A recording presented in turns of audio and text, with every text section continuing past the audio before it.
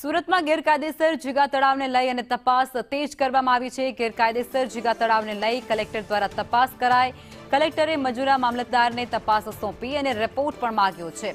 ટાપુ પર 100 થી વધુ ગેરકાયદેસર જીગા તળાવની ફરિયાદ કરવામાં આવી હતી, જેમાં તંત્ર દ્વારા ડ્રોન મારફતે સર્વે પણ હાથ ધરવામાં આવ્યો છે। કાર્યવાહીને પગલે જીગા માફિયાઓમાં પણ ફફડાટ જોવા મળી રહ્યો છે।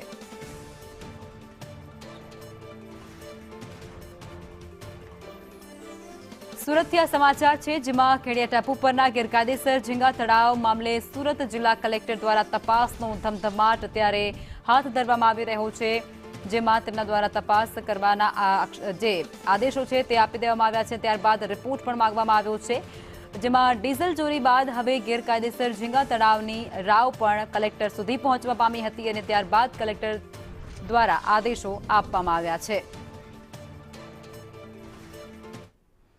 અન્ય સમાચારો તરફ આગળ વધીએ તે પહેલા રોકાઈશું એક નાનકડા બ્રેક માટે। આપ જોતા રહો સંદેશ ન્યૂઝ।